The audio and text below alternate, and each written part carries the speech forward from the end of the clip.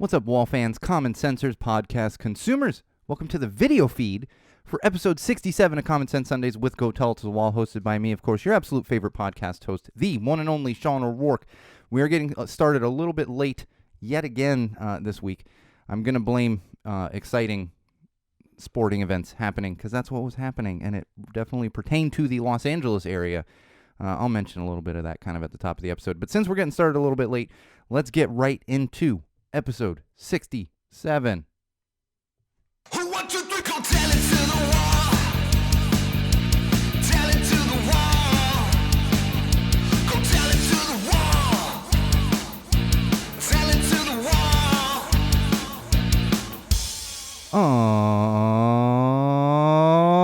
All right, Wall fans, Common Sensors, and of course, podcast consumers.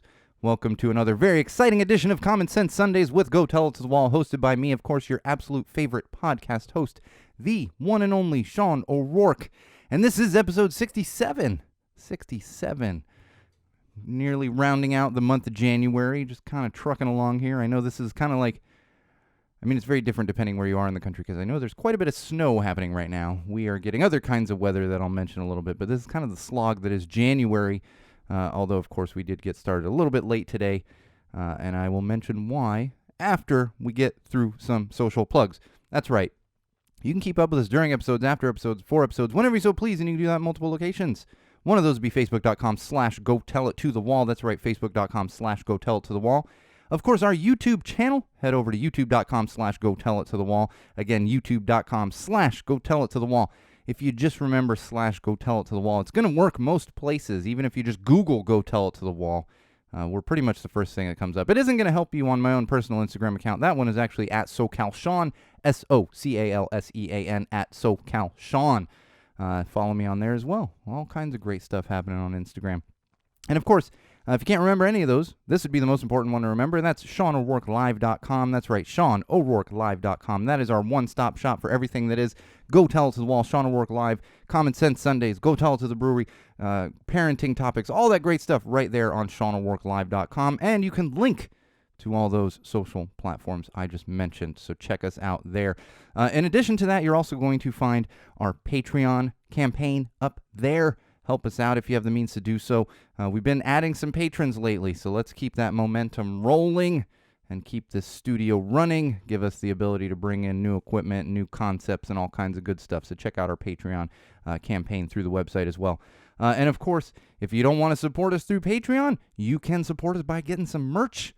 You can link directly to our merch website from SeanO'RourkeLive.com. T-shirts, sweatshirts, cups, mugs, all kinds of crazy things up there. I think there's dish towels, actually. We have some dish towels up there. I don't think we've sold any dish towels. More people like T-shirts and stuff, but, someone out there might like some dish towels with the Go Tell It to the Wall logo on there, so make sure you're checking that out as well. All of that right there on SeanO'RourkeLive.com.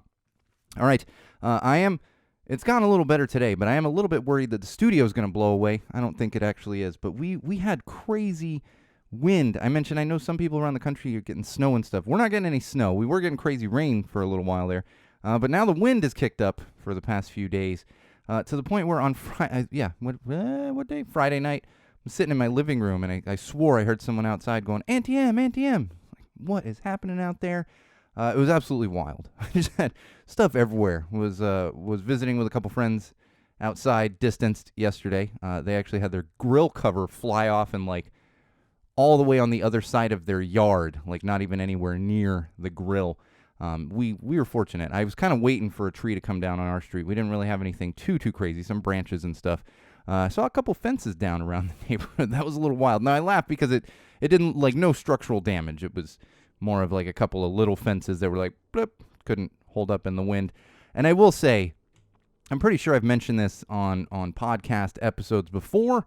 You know those jacaranda trees? If you're not familiar with jacaranda, that's when all the Instagram photo taking people in the spring, when you see them taking photos of streets with these crazy purple trees and then they throw a purple filter on it, looks like a different world or whatever. Those are jacarandas. They have these purple flowers. People do love them. I will say that, but I always tell people that are like, you got a jacaranda in front of your house. It's not even on my property. It's on the street, but I got to deal with this thing regularly. And For everyone that thinks jacarandas are beautiful, every single person that's like, jacarandas are great, they're beautiful, they don't actually live with one. Because that's the thing. If you talk to somebody that lives with one, they will have a very different take on the jacaranda. It's basically nonstop leaves and seed pods and those purple flowers and all kinds of stuff. And my yard and my not only jacaranda's in the front. I have a fairly big, like not huge, but a fairly big piece of property. Stuff to go to the backyard, it's got to go all the way over the house and like set up. Jacaranda leaves and pods all over the backyard as well, just covered. I was dealing with some of it yesterday, and I said, that's enough of that. Still got a bunch of leaves and stuff out there. It's going to be like a multi-day process cleaning all up. Now, like I said, I'm lucky that we didn't lose any trees or anything. But as I was sitting in the living room on Friday going, all right, do I need to move out of this room just in case that giant tree comes down on my house? It was quite an experience. And we're used to wind here. This one just kind of came out of nowhere, and it sounded like hail at times, and I talked to friends that were like, was it raining? It's kind of wild out there, so hopefully the studio doesn't actually blow away. I'm pretty sure we'll be safe, but it was a bit of a trying time there on Friday. And then the cleanup yesterday. It was like, oh my gosh. And speaking with that trampoline, I'll tell you, I complained about the trampoline in the parenting section, not complain about having a trampoline, complained about building one. That thing was just covered in stuff. It's like, so I'm out there with a leaf blower trying to make the trampoline jumpable for my kid because it's covered in stuff, branches, and it's like, oh my gosh. So I need to figure out some kind of cover for that. And we are starting a little bit late this week, just like last week, and I'm blaming it on the same reason. This one was even more intense. It was an NFL playoff game down there in Tampa Bay, but it did feature the hometown Los Angeles Rams, and my blood pressure was going up a bit there toward the end. If you're a football fan, you probably know exactly what I'm talking about. But fortunately, the Rams pulled out a win there and coming back to play here in Los Angeles next weekend. All right, let's get into some digital trends now that I've ranted unnecessarily about jacarandas for 5 minutes. Although it is necessary, just be aware. That's the thing, be aware with the jacarandas. If you go to someone's house with a jacaranda, don't be like, that's a beautiful tree. Just because I'll tell you, I get a lot of that, but then I get people coming over, friends and stuff, and it's been a couple of years, but when I'm dealing with the cleanup of this thing, and they'll come over and be like, oh man, I got one of those in my yard too, and it's like, yep, you know what's up. It is not fun having it. So keep that in mind for those of you not aware of the cleanup that is involved with a jacaranda on a daily basis. It doesn't matter what time of year. You're cleaning up something from the damn thing. So it's going to be I got like days of cleanup ahead of me around my yard. All right, like I said, digital trends. Oh, we got some interesting ones this week. I was having fun, quite a bit of fun last night. But before we get to that one, hashtag Mitch Please. You've seen this one, probably, unless you don't really use much social media. But you've probably heard about the story at the very least, and people are responding to the story with hashtag Mitch Please. Mitch McConnell, to be specific. He was quoted like last week. I don't know exactly when it was. I didn't see the press conference live, but was being asked about voting rights for African Americans, which is a big topic right now in the United States, especially for those of you outside the U.S. It's a very big topic right now, voting rights, and there's a lot of back and forth, despite the fact that we should all just kind of agree that everyone can vote. You know, I may lean a certain way, but I think everyone has the right to vote, but here we are. So Mitch McConnell, during this press conference, he essentially implied, and I'm not going to quote it exactly, but he essentially implied that there's a difference between Americans and African Americans, and not talking about skin color or anything. He said something along the lines of, African Americans are voting in the same number as Americans.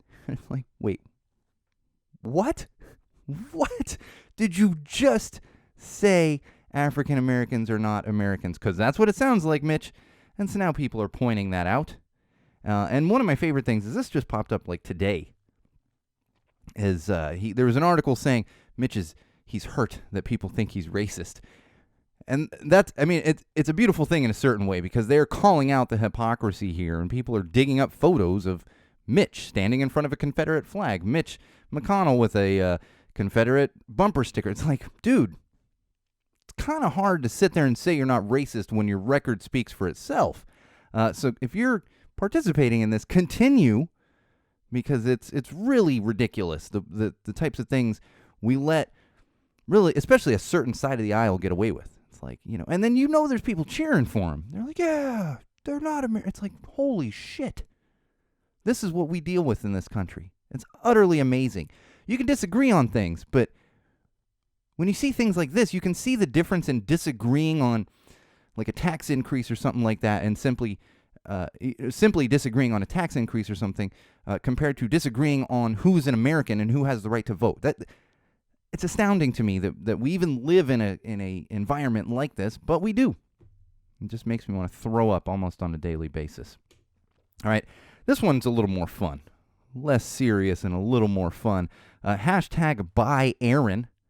And if your name is Aaron, I apologize that there's a hashtag going around right now with, and this is AARON, the typical that typical spelling.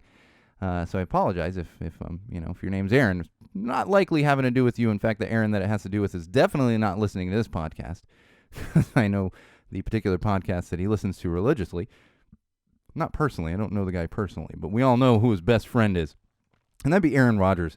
The guy lost a football game last night. Apologies to all of you that tend to tune out when I talk sports ball, but this one's important from a societal standpoint. I've talked about Aaron Rodgers before and how he flaunted the COVID restrictions and everything else, and isn't vaccinated, and made a big stink about this, and he's continuing to dig that hole. Yesterday we found out, is Aaron Rodgers kind of a Trump fan here? And I'm not going to say all Republicans are bad. We can all form our own opinions on that. However, there's a certain orange Republican that I just can't get behind if you're supporting him. I'm not going to do that. And that's in addition to him just flaunting everything. Social media just roasting Aaron Rodgers. It was a thing of beauty. Most of my Twitter feed and even Facebook last night was full of people getting on Aaron Rodgers for losing a game. So in the end, it's still a game, but it's great to see some karma come back on a guy who thinks he's just better than everyone else, and that's clearly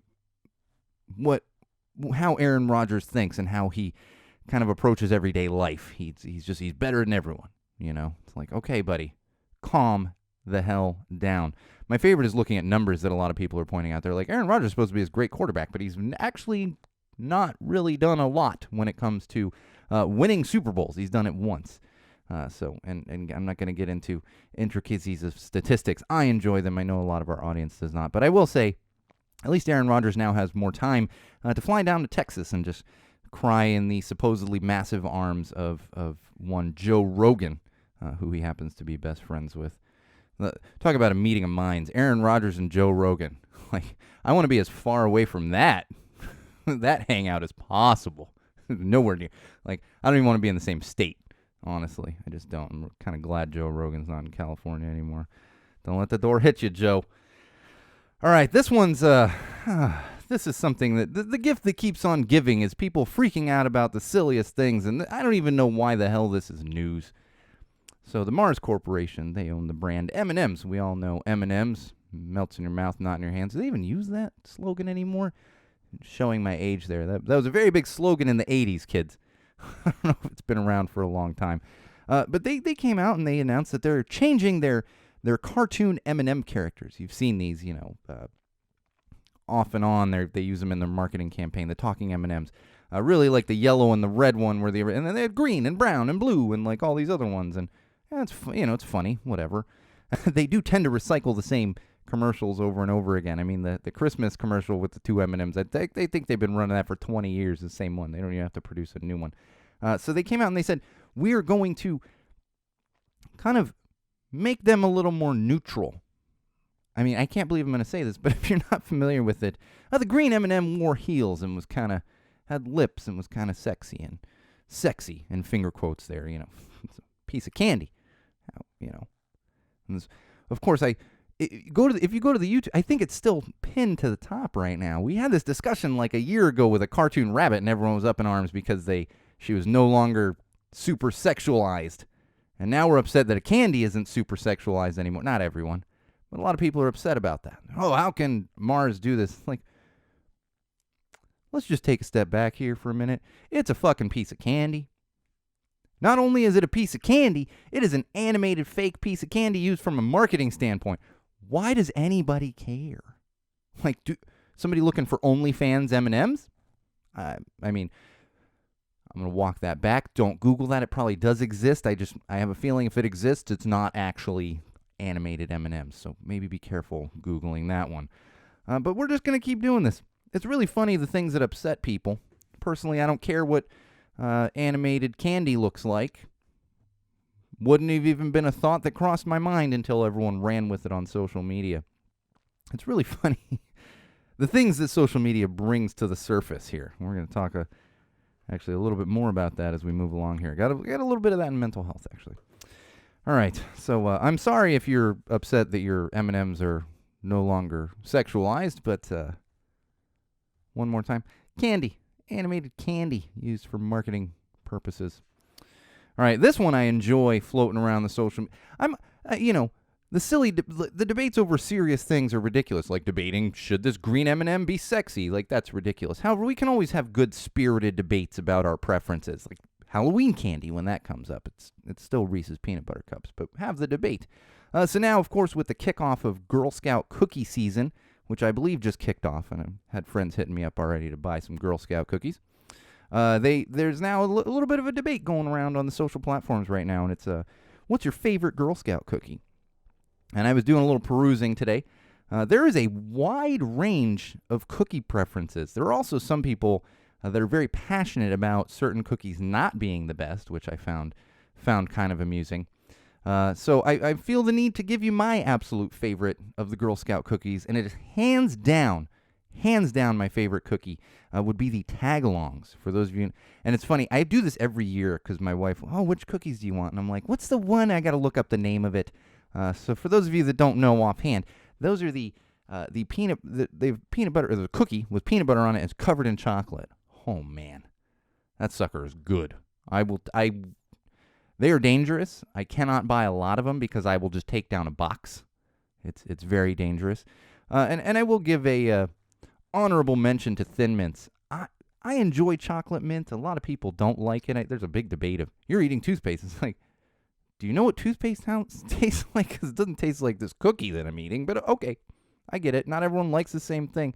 And the thing I always point out about Thin Mints is the bang for your buck. You get a lot of Thin Mints. And yes, they're thin. But you get like 8 Tagalongs and you get like 52 Thin Mints in one box. Like, okay, even if they're thinner, it's, So give me some of the Thin Mints. That's usually my orders. I'll get a couple boxes of Tagalongs and a box of Thin Mints and work my way through those. But everyone's very passionate about their favorite Girl Scout cookie. It's definitely not something to argue about, I would say, but it's fun to debate and kind of point out what your favorite is. So maybe we should do a wall fan poll and see what the ultimate go tell it to the wall Girl Scout cookie flavor is. Now, I think my Tagalong vote is going to count for like 10. I'm not going to go out here and have like that funky lemon cookie be the official choice of go tell it to the wall, but maybe we'll give it a chance, have some fun with it. I always say these things and then we forget to do them. I need a social media manager. We got people that work on the podcast, but not a lot of social media activity at times. All right, let's move on to some COVID updates here. Oh boy, they're having some fun over there in DC today. This is actually a direct lead-in from digital trends, and that would be hashtag defeat the mandates. But I put it into COVID because of what it has to do with. And you can already tell what that has to do with. There's a rally going on in D.C. right now, basically put on by anti-vaxxers. And they want there to be absolutely no vaccine or mask mandates whatsoever. I will say, you can always tell when a rally is a bunch of bullshit if you see Robert Kennedy standing up there, who believes in no vaccines whatsoever. So already you've lost any kind of credibility in my eyes. But here's the thing. Just get the damn shot. If you're not going to get the damn shot, just follow the rules. At least wear the mask. If you're physically unable to wear a mask, which I haven't looked at statistics, but it's probably like 0.5%, maybe 1% of the population that physically can't wear a mask, keep yourself out of situations where a mask is required. We don't need to have rallies at the nation's capital to point out how dumb you are. Led by anti-vaxxer Robert Kennedy, and that'd be Robert Kennedy Jr. For those of you not familiar, I try not to slander him too much, but Jesus Christ, he's out there spouting conspiracies about vaccines. Can't stand for that. Oh, and John Stockton, speaking of people, That's the thing. Is I can't stand the people that think they are better than any kind of rules when it comes to COVID, and they just flaunt them and ignore them and think that nobody notices. We talked about Aaron Rodgers. Dude was getting away with stuff that he wasn't supposed to be doing, and that's why he was receiving all that hate. It's and I've talked to multiple people that agree with it. They've said and it's more of like, okay, you don't want to get the vaccine. I disagree with you, but just admit you don't want to get the vaccine instead of pretending you did and not following specific rules that are put in place for the safety of everyone around you. And that's what Stockton's doing here. So for those of you not familiar with John Stockton, he's a basketball player. He's a Hall of Famer. Played in the 80s and 90s for those of you that are younger. But he went to Gonzaga University up there in, where are they? Washington, I think. They're up north, in the Northwest. And he's retired from basketball now. He doesn't play anymore. He's older. He's, like I said, in the Hall of Fame and everything. So he goes to a lot of Gonzaga basketball games. I think he might even live there because he grew up around there, in fact. And what's happened is the school started to notice that he'd be sitting in the stands wearing no mask. And they have a mask requirement, not only a vaccine or negative test requirement, but a mask requirement for the entire time you're in the arena. And he kept popping up on video and in photos and everything with no mask, sitting around crowds of people. So Gonzaga came out and said, you can't, we're going to suspend your season tickets. You can't go to games unless you're going to follow the rules. And of course he comes out and he's like, oh, this is straining my relationship, but I think we'll get better. It's like, it's your fault that any kind of relationship with your alma mater is being stressed. All you have to do is put on a damn mask. And then on top of that, the reason, I'm sure there's other people in that arena getting away with not wearing a mask. The thing is, you have to understand that the camera is going to be on you. People are going to notice you because you are John Stockton. You are well known. Even casual basketball fans tend to know who a John Stockton is. He's not Michael Jordan, but he's pretty big basketball player if you're of a certain age. You know his name, even his face. I mean, especially his face, because he's a little dude compared to a lot of other NBA players.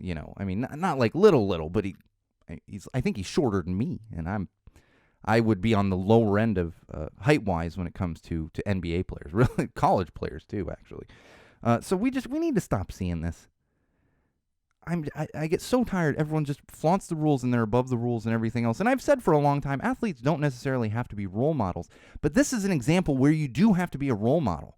We're in a global pandemic, and anyone that's doing things like this, it's just extreme narcissism, not caring about anyone but yourself. And that's what Stockton's doing. That's what Rodgers was doing. A lot of people are doing that around the country. People that aren't well-known celebrities or athletes.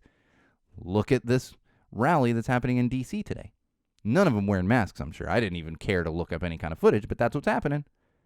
And we just continue turning our face to it and like, okay, no, enough. 2 years. 2 years we've been doing this. And the only reason we're still doing it is because people don't want to get vaccinated, they don't want to wear masks, and they don't want to socially distance. We'd be done. We wouldn't have been that 2 weeks to flatten the curve stuff. That was never an actuality, but we'd probably be at least mostly out of it by now. But here we are 2 years later. Here's a warning, heads up to everyone out there. I believe this is something that's popped up nationwide, but I know for a fact that they have closed down a couple of them in Los Angeles, the Los Angeles area. And these are fake COVID testing centers.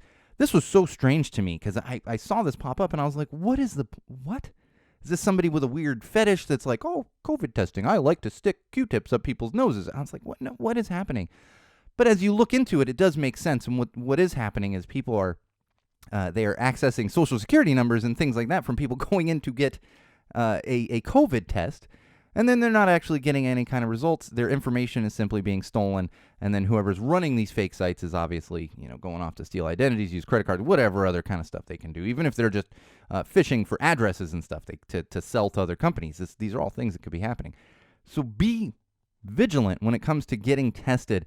I recommend getting tested at a pharmacy. If you do have to get tested at a pop-up testing place, make sure that it is, official. And I'm sure there's ways to Google this, to look it up, all those kinds of things.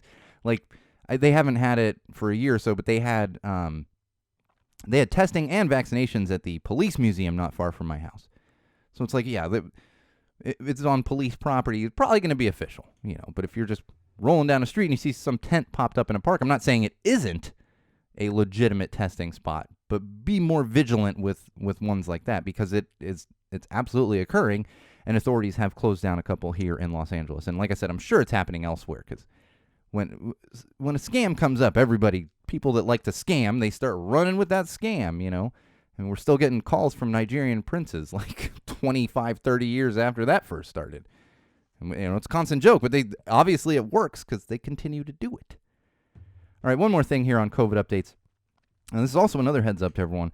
I mentioned the free COVID tests that you can start ordering as of last week or whenever it was. That info, just covidtest.gov, whatever it was. I gave that URL. I guess it's in my notes, but I'm not flipping back to the last episode. But now we have another free option literally from the government, and they're offering free N95 or KN95 masks. I'm not sure which one of the two, or if it's going to be a mix of both. They're offering up to 4 per person. I don't believe they are available just yet, but keep an eye out over the next few days. You're going to be able to just pick them up at larger pharmacies, major pharmacies. Like CVS, I know, has been doing a ton of vaccinations, Walgreens and stuff. You're probably going to be able to pick these masks up there. 4 of them going to go to you just because you're an adult. They will not have kids ones yet, but if you're in need of some N95 masks, KN95 masks, whichever ones they happen to be, make sure you're keeping an eye out for that. And that news should be dropping. Sounds like it's coming this week. They're shipping out like 400 million of these masks out to pharmacies around the country. So if you are in need, again, keep an eye out for that, because they will be available for you soonish. I've got some. I'm fortunate. I've got some, and I haven't had to wear them much because I haven't been in spaces since the Omicron spike and all that. But I do have them available for when I have to go into to spaces with people and can't be outside and everything else. That's the thing. You can also order them, so keep that in mind. Just make sure you're not ordering counterfeit ones. Talked about this at the very beginning of the pandemic, and how people were ordering masks on Etsy and then being disappointed because they weren't medical grade masks. And it's like, Etsy, So don't try to get KN95s off Etsy. That would just be my recommendation. All right, mental health. I don't want to get too in depth this week, but with much like I mentioned in the digital trends space, you're always going to find situations where you disagree with people. And I always try to tell myself this all the time, and I say it to other people. There's a term called feeding the trolls. A lot of people are out there simply just to cause divisiveness and upset people on social platforms. And you always need to remember that. There's no point in arguing with somebody online, at least for the most part. Now, you want to have a spirited debate about what's the best Girl Scout cookie? Go ahead. You want to debate vaccine mandates? You're probably not going to change someone's mind on a social platform, someone that you don't even know, that's just very entrenched in their ways, and then that tends to kind of push them further that way. It's interesting how technology brings us face to face isn't the right word, but connects us with so many people around the world. This for people of a certain age.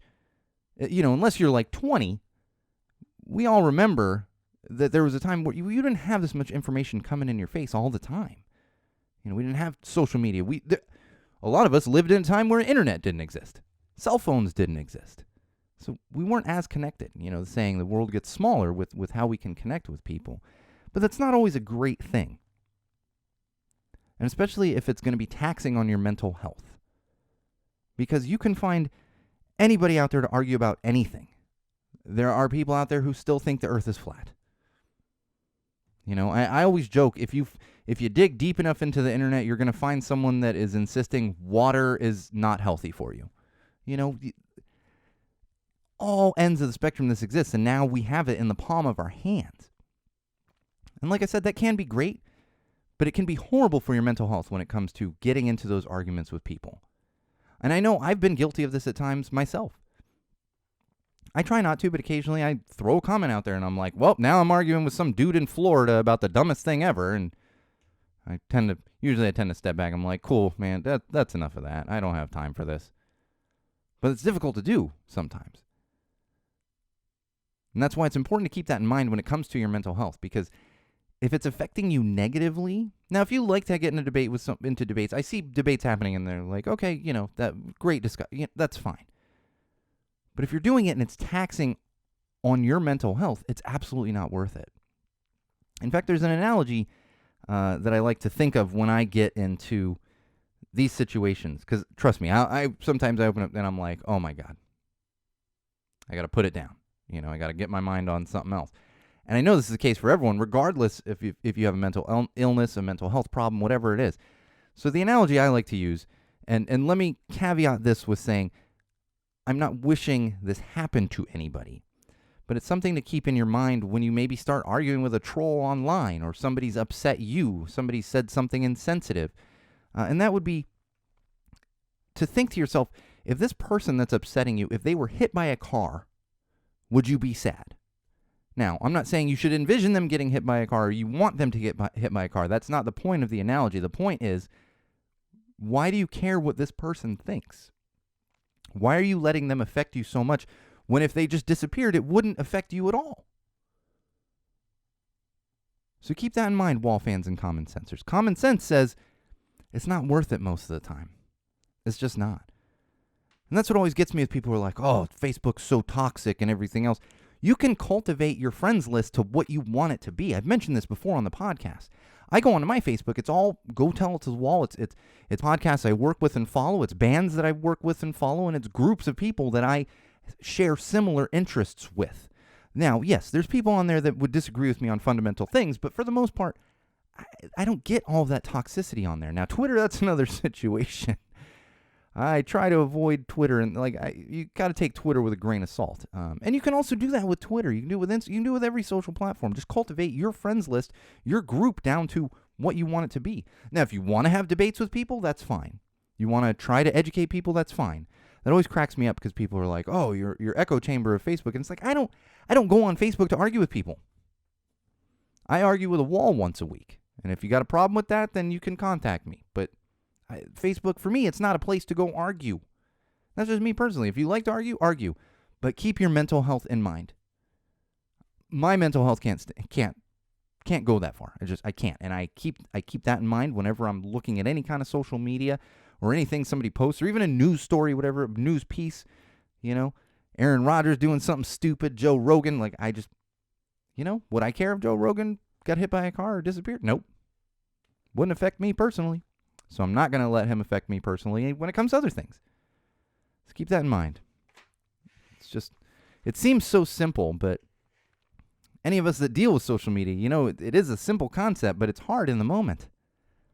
So do your best to protect your own mental health, revolving around the digital world and social media and even day-to-day interactions.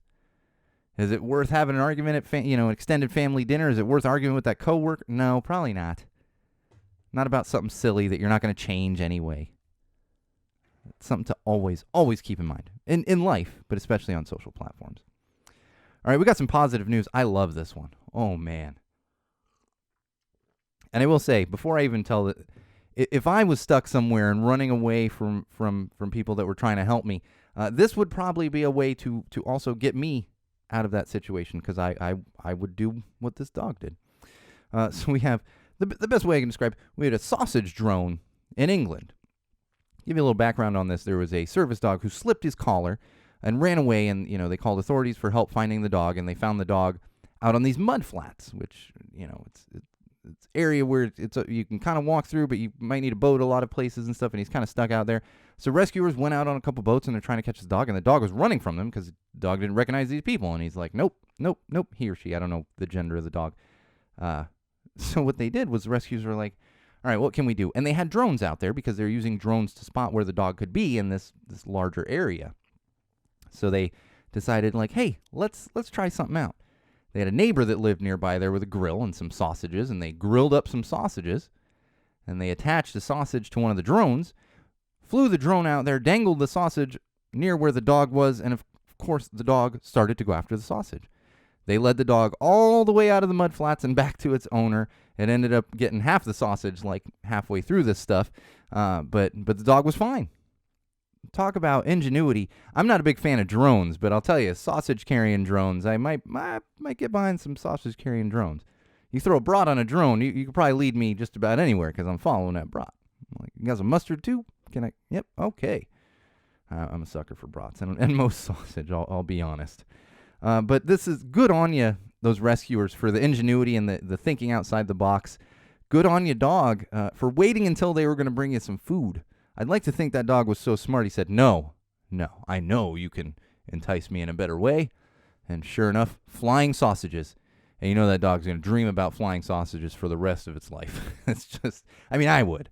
Probably going to have a dream about flying sausages tonight. Who doesn't love a good sausage? I mean, brats and kielbasa. I got a weakness for them. Brats and kielbasa. It's kind of some of the best stuff out there. All right, let's move along to some parenting. How are we doing on time here? Oh, we got some time. I got another game I'm going to go watch, too. I think that game's like, maybe not quite halfway over yet. I try not to get distracted. I was like, should I put my phone here and have the... No. I think if... I always get jealous because I listen to some sports talk radio and some other... You can kind of... When you have more than one person in a studio, you can kind of split your attention. When it's just you and a microphone and a wall, I gotta pay full attention to what the hell I'm doing here. Otherwise, I'd just be like... Oh, 20 minutes. Oh, sorry, guys. I was just watching this game or this this episode or whatever. All right, parenting. I want to give a recommendation to everyone out there, depending on the age of your kids. It's not a teenage kids thing, but, 10 and under, maybe even a little older, but probably 10 and under. There's a podcast out there. I'm actually going to have a couple podcast recommendations for this episode, but this one's specifically for parents. It is a podcast called Imagine Neighborhood. Imagine Neighborhood. It's a podcast available on all the major podcast platforms. Now, we've actually been listening to it for quite a while. My 5-year-old loves it. Absolutely loves it. And the guy that produces it has created this cool little world. The kids really enjoy listening to him and his voices and everything else. And the really great thing about it is it's great for kids. It's geared toward kids. Imagine Neighborhood. I think kids of any age, as long as they're understanding, there's nothing inappropriate for them. It's not, I wouldn't recommend putting on Go Tell It to the Wall podcast for your kids until they hit a certain age, just because sometimes the F-bombs flow. But this one, geared for kids. And it's extra great in our house because when you need to entertain your kids, from a digital standpoint, we live in this world where it's like flip on the TV, here's an iPad or a tablet or here's a phone, play with that. Instead of TV, they can actually listen to this. And the other place it really comes in handy is in the car. Definitely in the car. So if you have kids of a certain age, highly, highly recommend you check out Imagine Neighborhood. My kid absolutely loves it. And the cool thing is it's pretty funny for adults at times. And in fact, he'll pull in like pop music or other things that adults would recognize, or it's funny little jokes kind of along the lines of certain Disney movies and stuff where, it is geared toward kids, but it's funny enough where parents and adults do enjoy it. And Imagine Neighborhood is a great example of that. I find myself laughing as we're listening, especially in the car. We'll be listening, and because if we're at home, I tend to be doing something else and not fully, but if we're in the car, I tend to listen a little more, and find myself laughing quite a bit, not hysterically laughing, but it's very funny, and the characters are amusing, and it all does really has a good developmental message for kids. The most recent one we were listening to revolved around discrimination, so teaching kids in a kid way about discrimination and how discrimination isn't good. So definitely check out Imagine Neighborhood. This one is actually a television show, and if you're a parent, again, of kids of a certain age, you're familiar with this one, and that would be Bluey. This is an Australian animated series. They're actually pretty great because the episodes are like 8 minutes, so you can kind of break it up a little easier. My kid became obsessed, of course, with Bluey very recently. We hadn't really gotten around to watching it. If you have Disney Plus, it's available on Disney Plus. You can probably find it elsewhere too. I don't know if they air it on a cable station or whatever it might be. But check out Bluey if you haven't seen that one yet. This is also another one where I find myself laughing quite a bit if I sit and watch it with my kid, because it is funny even for adults. It's a kid's show. It's an animated show, but it is funny even for adults. Although I will say this one, really for those of you familiar with Bluey, this came up recently. Someone had sent this to me, and that would be the Bluey conspiracy theory. This is right. There is apparently somebody on TikTok who brought this up. Now, I'm going to get a little in-depth on Bluey here right now, so I apologize to everyone who's not familiar with the show. But on the show, it's a mom and dad and 2 kids. And the mom works airport security in Australia, and the dad is a like an archaeologist. He digs up treasures or whatever else. And so this conspiracy theory started with people pointing out they have a very large house, like on the coast of, it's not Melbourne, Brisbane, or apologies to Australia. I'm not familiar with many of the cities, but one of the cities there in Australia, and they're like on the coast, so would be apparently a very expensive house. And they pointed out, well, on a security guard and archaeologist salary, they wouldn't be able to raise 2 kids in this massive house. I will point out too, this is what always amuses me. It's like, you do realize it's not real life, right? And so the conspiracy theory is that they are smuggling like treasures and stuff out of Australia because they are familiar with the airport security there, and that's how they're making money, is smuggling out and selling these artifacts. Now, first of all, if that is the case, good on you. I'm not for committing crimes and stuff, but if you're taken away from some rich dude who's funding digging up stuff so they can put it in their own house, you misplace a vase or something, that's okay. It's, on top, but more importantly, I don't think that's actually what's happening here. We can have fun with it. I thought it was very amusing when I read about this conspiracy theory, but that's obviously not what's happening. Television shows are not real life, first of all. And second of all, these are dogs. Bluey is a dog. So dogs don't talk and own houses and work airport. Well, I work airport security. I take that back. And I guess they're archaeologists, too, because they like to dig stuff up. Now I'm seeing how they chose their occupations right in front of me as I'm talking to a wall. But it's not real life. They're dogs. It's animated. But even sitcoms. And that's the other thing that came up is parents are like, there's no way parents of 2 kids have this much time to do all of these kinds of activities with kids. And it's like, yeah. I remember being a teenager in the 90s and being like, like Seinfeld, how do these people just hang out in his apartment all day? Like, you don't have anything else to do. I'm getting up at 6:30 in the morning. I'm going and doing whatever. And I barely have time to sit and have a cup. And it's like, yeah, because it's a show. And they can't afford this house. For those of you not familiar with the New York real estate market, it is for like $1 million you can buy a closet in New York and you can live in that. So watch some shows that take place in New York and tell me how much money they need to make for that massive apartment or house or whatever else it might be. Full House. Speaking of Bob Saget, yeah, he was like a news guy, but 3 kids, that house right now in San Francisco, that's a $4 million house. I don't really know. I'm not familiar with it. It's expensive, though. So it's not always accurate. But there is this conspiracy theory. And if you want to buy into that conspiracy theory, maybe they are international, like, jewel thieves or something. But nonetheless, I do recommend it. It is one of the better shows to watch with your kids. Some shows you're like, good Lord, what are we watching right now? And other shows like Bluey, you're like, okay, cool. I'll watch this with you. There's a few of those out there. And if you're a parent and you're looking for one of those, that would be one of the ones to check out is Bluey. Especially if you got Disney Plus. They're all like right there. I don't know how Disney owns part of it. This is my kid, my 5-year-old. She was like, she knows Disney characters and has been learning them and we don't even watch that much TV, but she's like, how is Bluey on Disney Plus? She was like, that doesn't seem like a Disney thing. They must own some kind of probably U.S. rights to it because, like I said, it is it's produced in Australia. It's Australian Broadcasting Company, which of course that came to my mind. Knowing the Disney umbrella, I was like, oh, they just took it because it says ABC, Australian Broadcasting Company, not America. Yeah. There's like 2 people that are like, ha ha ha. All right, one more thing here on parenting, and then we're gonna move along to some common sense. Speaking of masks. I'm going to just give another good on you to my particular school district here in Los Angeles. LAUSD, I mentioned them last episode or maybe the one before that about how they are now requiring teachers to wear upgraded masks, not just cloth masks, the N95 masks or the surgical masks. We actually just got word a couple days ago that they are now going to require students, to wear at least a surgical mask. And you might say, well, that stinks because now you got to go out and buy a box of masks. You, in fact, do not have to. The school is going to provide the surgical masks. And I kind of had a feeling this was coming because my kid was coming home last week double masked, had a surgical mask under her regular mask. And she has slightly upgraded masks. Just a little side note, if you're a parent and you're looking for slightly better masks, they are not N95s, but there's a company called Enro, E-N-R-O. These are actually higher rated than your regular cloth masks. So if you're looking for something like that, and they do have the nose wire and everything else, that's the thing. They are requiring kids to have the nose wire now, which I get, because I have a lot of cloth masks too, but then if I'm going somewhere, I know I'm going to be wearing sunglasses or I need my regular glasses. Then I'm like, okay, give me one of my nose wire masks because that's going to fog up my glasses here. So good on you, Los Angeles Unified School District, and I'm happy to see the extra caution. My kid, not bothered by masks. I apologize if you're out there and your kid hates masks or something.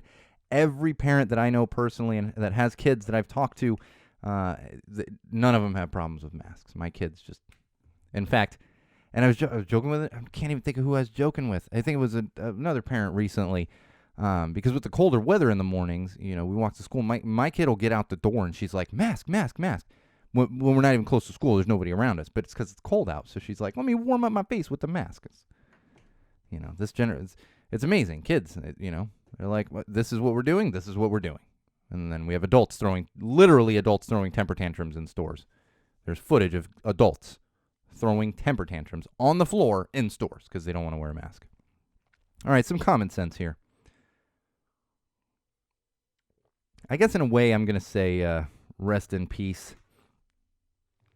But it's one of those things. It's so difficult these days. And for me, this one wasn't as difficult. I'm sure you heard Meatloaf, the artist Meatloaf, died last week or whenever it was.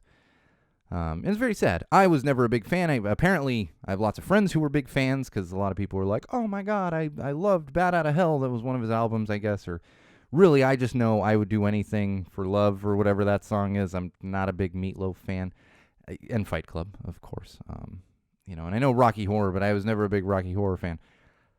So the interesting thing is, and it's so funny because when this happened, it was like early in the day, everybody's like, oh my gosh, R.I.P., R.I.P. And then suddenly the news came out why Meatloaf died. He actually died of COVID.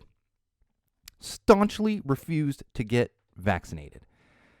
And I'm absolutely at the point where I cannot feel bad for anybody dying under these circumstances because they're refusing to do everything they can to not die. It's as simple as that. And there's an old saying, you reap what you sow, and that's what happened here. I'm not going to feel bad for him. I know he had lots of fans, but I'm not going to feel bad. I know I said rest in peace, but really, you dug your own grave is probably more the phrase I should use there. We had a fun little cryptocurrency crash. I still don't fully understand cryptocurrency, but apparently it's lost about 50% of its value since November. So if you have a lot of money in crypto, go check on your whatever they call wallet. It's not even I know the term portfolio, which is kind of silly, but I have a portfolio, but crypto wallet, all this, so much crypto just everywhere. And again, they lost a massive amount of money. And crypto just continues to be popular.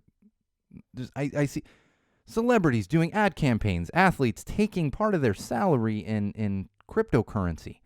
And this stuff I don't even understand. I still don't know what the hell this Ethereum stuff is. Is that a cryptocurrency? Is it something to do with... I don't know. So, if you're making money off crypto, that's great. But common sense says if you don't even understand it, maybe don't mess around with it. Because I've seen people try to explain cryptocurrency, and you're like, I know you're explaining this to me, but do you understand what it is? Because it doesn't sound like you do, but yeah, that's great. You got a bunch of money tied up in it. So that would be the common sense. I always joke, and it's fine. If you've made money, good on you. Make money off this junk. It's whatever, but it just seems like we really don't know what it even is. It's just kind of a bubble waiting to burst, something I will not be getting involved with. Ever. That and NFTs. I don't care how many people try to get... Nope. Even if you could gift me some NFTs and I'd be like, can I just gift these to somebody else? And I was like, oh, I already had that one. I just right-clicked it. All right, Carhartt. Carhartt all over the news. If you don't know what Carhartt is, this is like a work clothing brand for people that work, construction and outdoors stuff. And over the past few years has been kind of co-opted as a bit of a hipster brand. You can't go anywhere when it's cold out and not find a few people wearing Carhartt beanies. And the one that got me the most was, it was either New Era or 47 brand, for those of you familiar with hat companies. And they did a Carhartt New Era team hat. And it's like, okay, Carhartt makes hats. New Era makes hats. So is this New Era making a Carhartt hat because people are such big fans of Carhartt? Anyway, I'm getting tangented here, but if you've seen this one across social platforms or anywhere else, there's apparently a big boycott of Carhartt. And this is resulting from a bunch of snowflakes freaking out that Carhartt has a vaccine mandate in place for their company, much the way that Vans does now. VF Corp has it for all of their brands. Now, because of the crossover, the Venn diagram of conservatives who wear Carhartt, it's a pretty big crossover there, of course. They're all burning their Carhartt stuff, throwing it away, and talking about how Carhartt is terrible and everything else just because they have a vaccine mandate. Once again, I'm going to point this out as I pointed out when people were burning their Nikes and certain sports jerseys and everything else, and the company doesn't care if you burn their stuff. Here's the thing. They got your money for it, so you can say you're not going to buy anything else. However, burning stuff is really not moving any kind of needle when it comes to a boycott or a company's bottom line. You have already paid for it. You are simply burning something that you own. It's pretty simple like that. And the other thing I will say is, Southern California, it's not super cold right now, but in parts of this country, it is very cold right now. And there's probably a lot of houseless individuals out there, kids that their family can't afford nice winter clothes, that would really be happy to have your nice Carhartt jacket, sweatshirt, beanie, whatever it might be. Even if you're that type of person that's like, I'm never wearing Carhartt again. Instead of burning it, consider donating it. Be at least a slightly decent person in this case, instead of just wasting it. You've already paid for the shit anyway. That's the thing. As I've never really boycotted, I don't know. I'm sure I have and been like, I'm not doing this anymore. And, but I don't make a big production of burning anything. If I don't like something anymore, I donate it or I throw it away. Pretty simple. I don't know why people have so much trouble with that. All right, let's get into some entertainment news and wrap up episode 67 of Common Sense Sundays here. That's my go tell it to the wall mug of water. That one almost was straight whiskey today after that Rams game. Oh, fellow Rams fans out there know what I mean. Sitting there like, this is great, this is great. Whoa, uh-oh, uh-oh, oh no, oh no, oh no. This is great. It was up, down, up, very emotional. And not like serious emotional. It's a game. But you're just, when you're watching a game and your team's doing real good, you're like, yeah, this is great. And then suddenly they're not doing as good and you're like, uh-oh.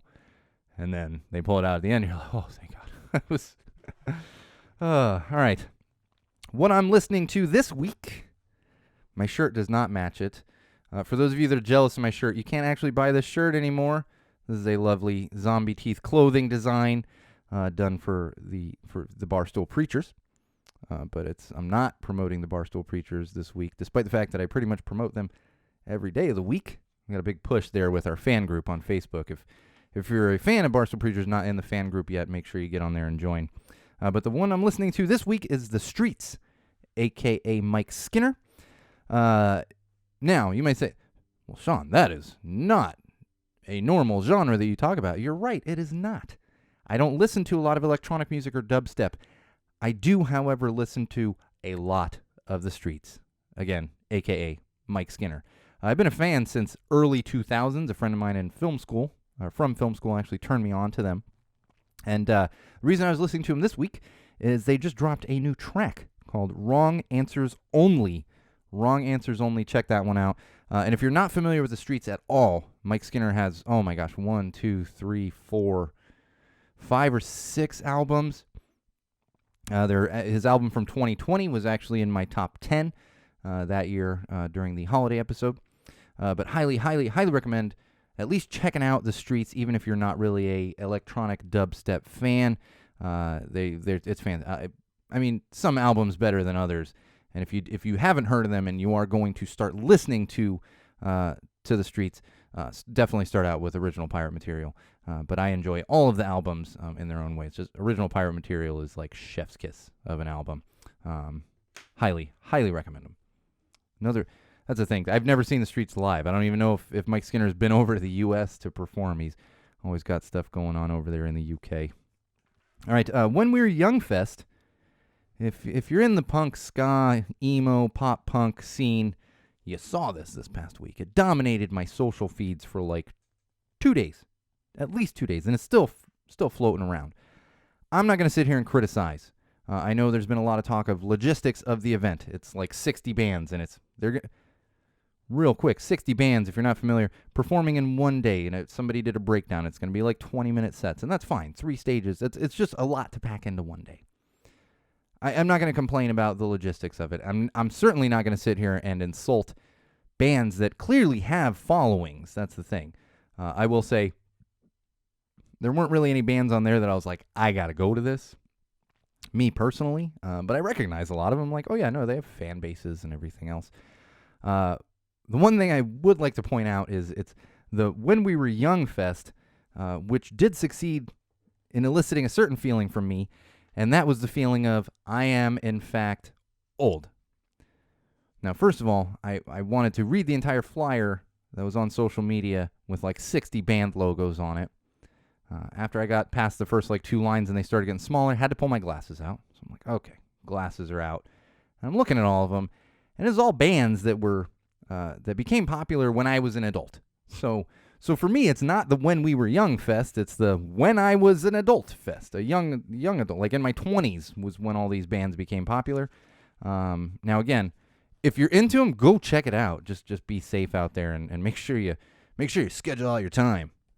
Because I immediately went to Punk in the Park and I was like, oh my God, that was 2 stages. It was only 2 stages, not 3. So many less bands than this thing's doing. And we were running back and forth. It was like up, down, running from stage to stage to catch the next band we wanted to see. So I imagine it's going to be kind of nuts out there. So just be safe if you are going out to that. And that's in Vegas. Speaking of Vegas, Punk Rock Bowling is officially postponed. We kind of knew this was coming. They officially postponed it this past week. And I've mentioned this over the past couple episodes. I think September is better anyway. They are postponing it out of caution. I'm really hoping that we're going to be in a better place in May. And in fact, I plan to be at a very large show in March. So fingers crossed. But I think they're doing it out of an abundance of caution. And again, I think September weather-wise is kind of a better way to go as far as the Vegas weather. Punk in Drublic. They had 3 of those dates announced this week. 3. You got Ventura, you got San Diego, and you got Tempe, Arizona. Now you're probably like, oh, Sean, clearly you're going to go to the Ventura one, or maybe the San Diego. No. I am actually making a road trip on March 19th out to Tempe, Arizona to see the Punk in Drublic stop there at Big Surf in Tempe, Arizona, again on March 19th. And the reason is that's the best lineup of the 3 of them. Not only are you getting a little NoFX, which I'm like, Me First and Gimme Gimmes. If you've never seen Me First and Gimme Gimmes, highly, highly recommend them. Bouncing Souls, I very much enjoy. The Last Gang, they're playing all 3 of them, but I will get to see them in Tempe. And most importantly, I will be seeing the Venomous Pinks, who are not playing the other stops. So that was why I decided it was road trip time. Me and my sis going to make a road trip out there March 19th. I'm hoping to see a couple friends while I'm out there, but I'm going to be in Tempe for that massive thing. And by far the best lineup of the 3, in my opinion. And that's just my opinion. I wouldn't argue if someone's like, no, Ventura's the best lineup. I'm like, cool, that's what you like better. You know, Pennywise has a huge fan base, and they're playing Ventura and San Diego, and they're not playing Tempe. So it's like, I get it, but I'd rather see Bouncing Souls than Pennywise. And I take any chance I can get to see the Venomous Pinks. And if you're interested in Punk and Drublic, but you don't actually want to go to any of the stops, they have released a documentary. Fat Records has released a documentary. It's available on YouTube. You don't even have to rent it or buy it or anything. You don't even have to have a streaming service. You can just watch it on YouTube. So check out the Punk and Drublic documentary. And Venomous Pinks, like I said, I take any and all chances I can to see them. If you're in the Southern California area, I will be checking them out in Pomona at Characters. I've actually never been to Characters. I've been to a lot of shows at the Glass House, but I know Characters is a popular little venue out there in Pomona. So going to be seeing them on February 5th at Characters in Pomona. So if you're in the Southern California area and you like some good punk, come see me out there. I'll throw some stickers at you, some Go Tell to the Wall stickers. And I want to end on this. I always kind of forget to do this, but we try to lift up other broadcasters and podcasters, artists, musicians, people that are making a difference in the scene now because of where I spend a lot of my time, you know, in fan groups for certain bands and everything else. And that's where I do most of my networking. We tend to talk about those things. And this would be another one of those. I have mentioned this particular podcast before, but it's been a while, so I want to give them another shout out. And that would be The Morning Buzz with Jimmy. This is a great podcast, been around for a while. I want to say at least a year, maybe. No, it's probably around a year. don't quote me on that. And Jimmy, if I'm not giving you enough credit for how long it's been on, just the past 2 years all just meld together for me. I'm like, ah. And I've been listening to Jimmy for a while. Morning Buzz with Jimmy. It's available on YouTube on Saturdays. I believe 10 a.m. is when they usually drop. Now, of course, much like with Go Tell It to the Wall and Common Sense Sundays, once in a while, it's not every Saturday. There will be one missed, scheduling conflicts and everything else. But Saturdays at 10 a.m. Now, that would be 10 a.m. Eastern. That's why I'm not positive on the time, because I never catch it when it first drops. 7 a.m. on a Saturday is something I try not to see. And if I am seeing it, it's because my kid is jumping on my bed and trying to get me to get up and do something. So I'm quite distracted and can't walk away and watch a podcast. But it's available after that time. You can watch it whenever you want. That's the beauty of podcasts. And this one I highly, highly recommend checking out on YouTube. Again, the Morning Buzz with Jimmy. Jimmy does some great stuff over there. Podcast out of Pittsburgh, or Pittsburgh area. I don't know if he's like Pittsburgh proper, but that would be the big city nearby. All right, that is going to do it for us. Make sure you're checking out all those things. Hopefully by next week, we will be in a slightly better place.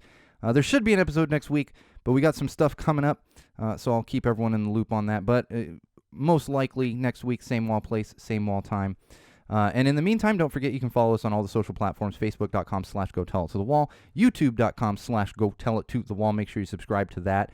And, of course, my own personal Instagram, which is at SoCalSean, SoCalSean, at SoCalSean. And most importantly would be SeanO'RourkeLive.com. Bookmark that one. Check back often. You're going to find stuff that is exclusive to the website, including our Patreon campaign and our merch website. Get your Valentine's Day gifts sorted out. We're less than a month away from Valentine's Day. Oh, I'm going to have a fun Valentine's. I think we're going to have fun with it. Maybe we'll find something funky. And maybe I'll get my wife to sit in here. She's like, I got to listen to you all. Why? I'm not going to listen to you when I don't have to. I don't blame her. But yeah, make sure you get your Common Sense merch in time for Valentine's Day. Like I said, we should be back next weekend. But if we're not, keep everyone updated on everything. We are going to miss a couple of, not miss, but we're going to have a couple Sundays off here and there. Might try to squeeze in some regular Go Tell It to the Wall episodes in the meantime. But until then, this has been episode 67 of Common Sense Sundays with Go Tell It to the Wall, hosted by me, your absolute favorite podcast host, the one and only Sean O'Rourke. And remember, Wall fans, Common Sensors, podcast consumers, no matter what you do, no matter who you're with, no matter where you go, and especially no matter why you are doing it, always use common sense.